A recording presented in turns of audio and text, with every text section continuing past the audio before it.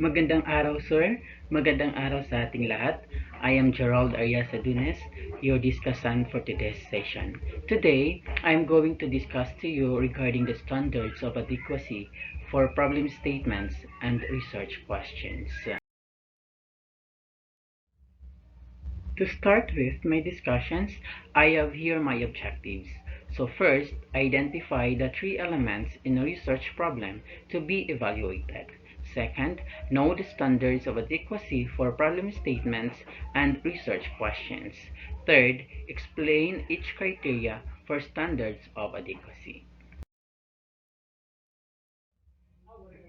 First, we have the three elements to be evaluated in research problem. We have general research problem, then significance of the problem, lastly, the specific research questions or hypotheses. In general research problem, first we have, does the statement of the general research problem imply the possibility of empirical investigation? The problem statement helps the researcher to identify the purpose of the ongoing research, as a generalized problem should be transformed to a well-defined, brief, and a targeted statement to perform research and use in decision-making process, and also make sure that the general research problem is based on testing or observation or experience, and also it is capable of being verified. Next we have, does the problem statement restrict the scope of the study? It is in the statement of the problem through which the reader can understand the research questions and scope of the project. If you do not define the problem statement properly, then the end result will be unmanageable. Hence, a restricted statement of the problem is needed. In simple words, the scope of a study refers to all aspects that it will cover or the boundaries within which it will be performed. This means that researchers have to define what the study is focusing on. Similarly, they have to define what the study is not going to cover, or this often compromises the limitation of the study. And also, it clarifies why specific data points have been collected while others have been excluded. Without this, it is difficult to define an endpoint for a study or complete it within reasonable time frame, since no limits have been defined on the work that could take place.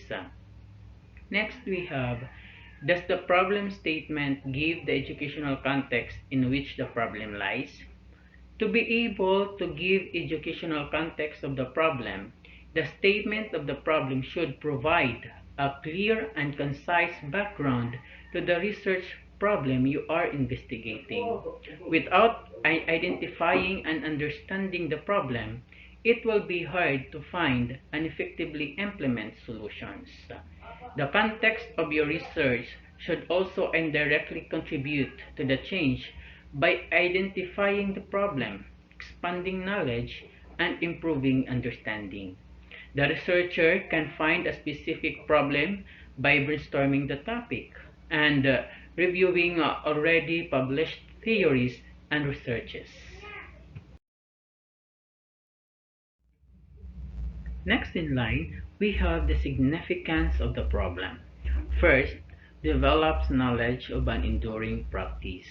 The study may provide knowledge about an enduring educational practice. The practice being studied may be common to many schools but not necessarily found in every school.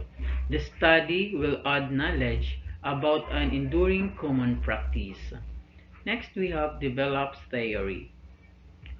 The study may be significant because it tests an existing theory with a verification design. By testing a theory in different situations or in different populations, the researcher may modify or verify it. Next, we have generalizable, that is expand knowledge, and theory. The study may be designed so that the results will be generalizable to different populations or practices. And we have provides extension of understanding. Many qualitative studies conducted in the phenomenological tradition extend understanding rather than generalizability. The understanding provides an image on or configurations of reasonable expectations that might be useful in similar situations. Another, we have the advances methodology. The study may be significant because it increases the validity and reliability of an instrument or uses a methodology different from the methodologies used in previous studies. Another study may develop a statistical or methodological technique and elaborate on its usefulness for research.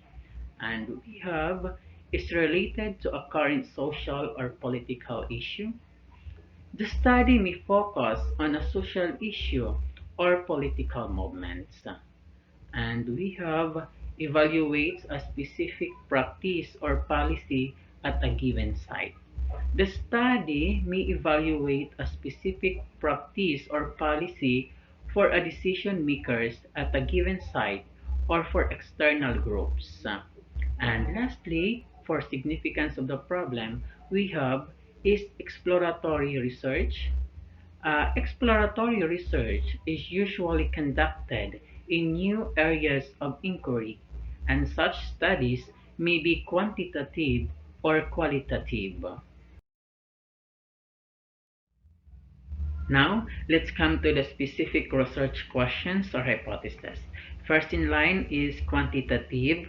So letter A, does the specific purpose question or hypothesis state concisely what is to be determined?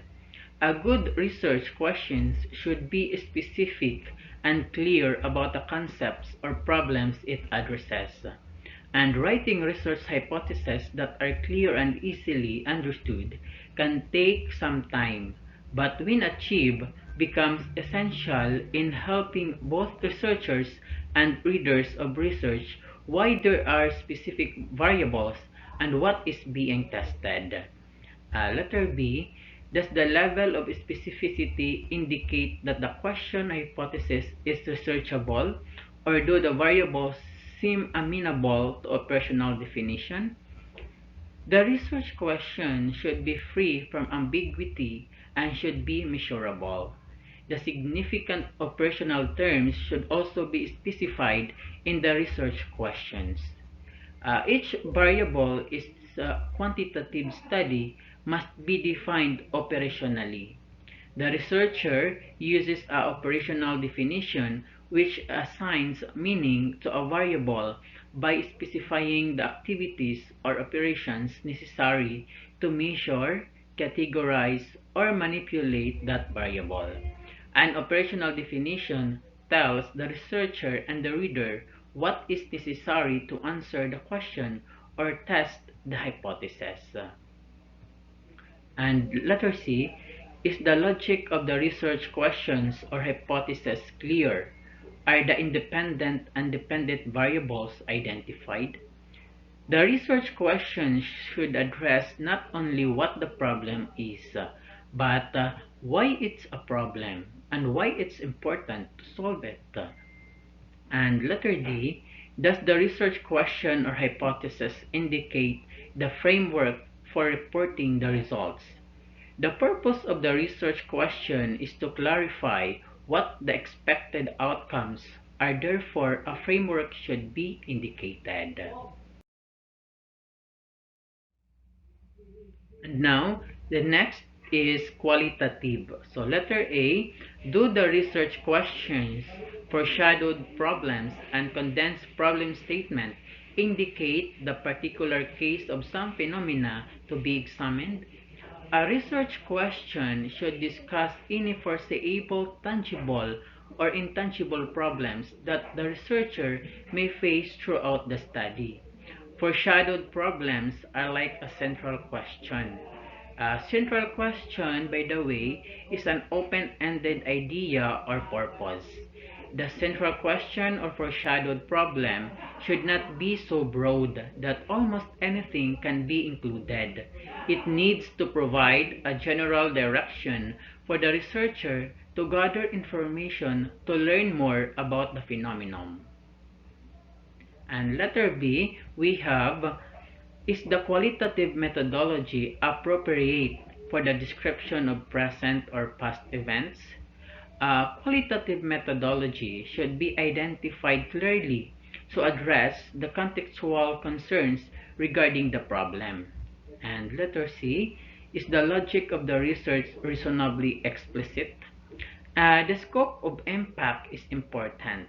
You need to consider how widespread or significant the problem is.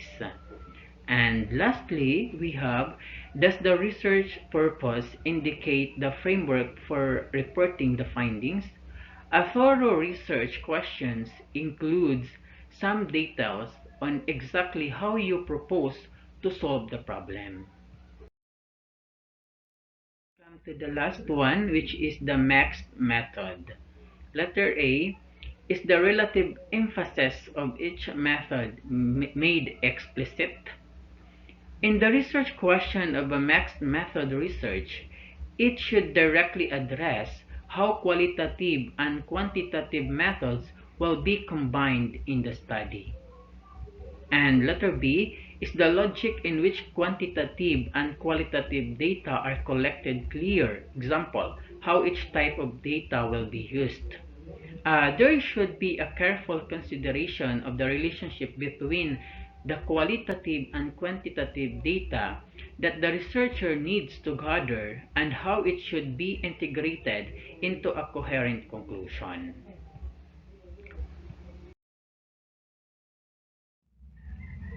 Aside from what I've mentioned earlier about the different criteria for standard of adequacy, there are some other criteria. First, we have, is the problem one in which the researcher has a vital interest and a topic in which the researcher has both knowledge and experience? The researcher knowledge should play a vital role in conducting a research. The wisdom and experience of a researcher is required for researching data. Realistically, you have to select something that you are interested in because you are going to commit yourself to a significant investment of time and energy. Thus, if you are not personally interested, it will be difficult to sustain the effort needed to complete the research with any measure of quality and validity. Therefore, if you are conducting a study, make sure that you have an interest to that particular problem, that you have the feeling of wanting to solve the problem or to learn more about it. Another, when choosing a topic, again, make sure that you are knowledgeable and have the first-hand experience so that it is easy for you to conduct that particular topic because you have the both knowledge and experience about it. And number two, are the problem and the design feasible in terms of measurement, access to the case, sample or population, permission to the documents, time frame for completion, financial resources, and the like? Feasibility is also an important factor for the selection of research problem. The researcher qualification, training, and experience should match the problem. And also, some problems take little time for its solution, while others take more time. So, it depends on the time in which we have to complete the research work. And during the selection, a researcher will see to the resources available. If these resources like money, time, accommodation, and transport are available to the selection panel, then the selection of the problem is easy. We have number three.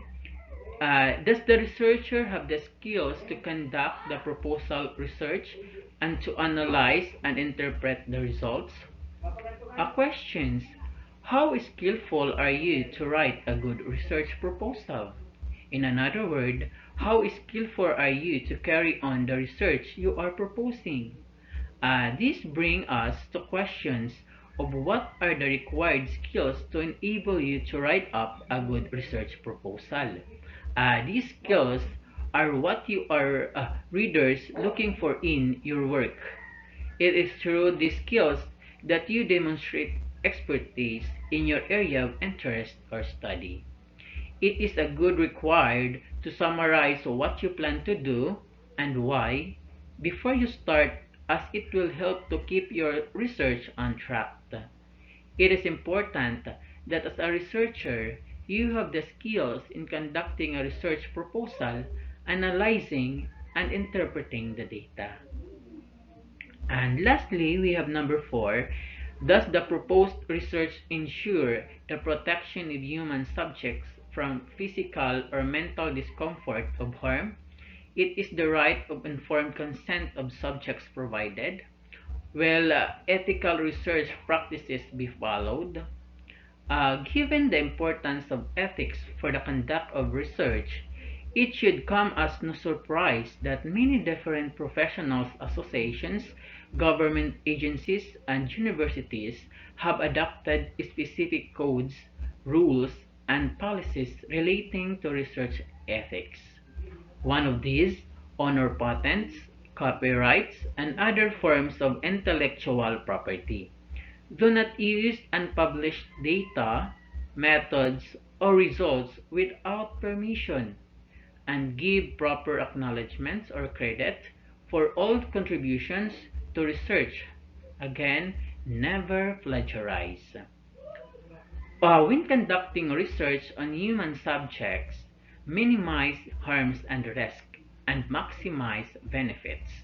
Respect human dignity, privacy, and take special precaution with vulnerable populations and strive to promote social good and prevent or mitigate social harms. It should not distract people. Okay, so that's end my discussion. So if you have some clarifications regarding the standards for adequacy of research problem and the research questions, you may visit through these references. So again, I am Gerald Adunes. Thank you for listening. Goodbye, everyone.